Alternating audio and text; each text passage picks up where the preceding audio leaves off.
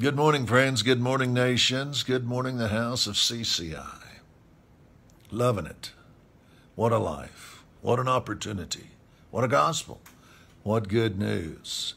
This is good news for everybody. We've been talking about grace. Grace, some theologians say, it is the unmerited favor of God. There's no doubt.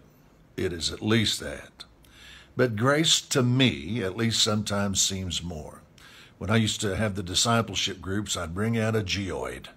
A geoid is just kind of a normal-looking rock, but if you break it in half, it's full of quartz crystals, and they begin to shine, and they begin to let their colors come through, and you begin to see inside this rock that acts and looks like nothing. You break it open, and it is full of all kinds of beauty. Now that is another good illustration of the grace of God.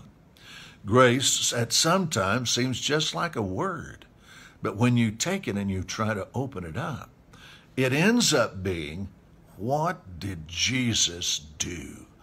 Because grace has to be what God did so that everything that he has comes. Now, when I talk about grace, this is what I say. Grace is everything that God is. Well, we could sit here and talk for a long time because who is God? And the thing is, we can say he's the creator.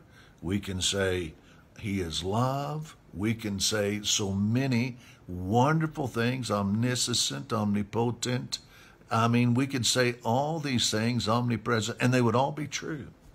So the first thing that grace is that grace is everything that God is.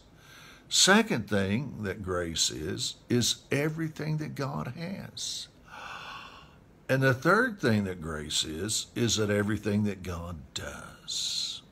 And so what we have to begin to understand is that before there was ever time and space, the great God, the self-existent one, had decided to include us in his life. To include us in his life. So we open the geoid and we begin to see the work of Christ. We open the geoid and we begin to see that the work of Christ was designed to produce something, an effect. And the effect was so that I could participate in the life of God. The effect was so that I could be in him and he could be in me. The effect was that even though my ancestor Adam had sinned and I had been alienated, that now I've been drawn near and now I've been included so that I can participate in his life, not just now, but forever. This is powerful stuff. So as we talk about grace, there's no doubt that I have unmerited favor because of what Jesus has done. Last thought. When we talk about Calvary, there's no doubt that this is something incredible.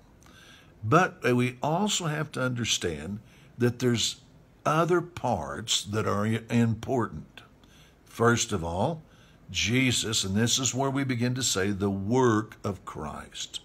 The work of Christ starts with Jesus' perfect obedience before the law. Wow. Then, after perfect obedience before the law, what is the consequence of that obedience? An open heaven in the earth. After Jesus has ministered with perfect obedience, with an open heaven for 40 months, then what happens? Then he goes into Calvary and substitute all humanity for all time in judgment. The judgment that would come upon sin and humanity has now come upon the Lord Jesus Christ as he represents all of humanity. In that judgment, he dies. And in that judgment, we die with him. In that judgment, his flesh dies. In that judgment, our flesh and our carnality and selfishness die. In resurrection, Jesus resurrects from the dead. And you and I resurrect with him. That is the symbolism of baptism.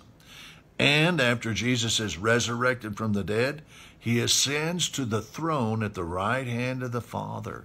and sits there forevermore and has included us in each one of these acts.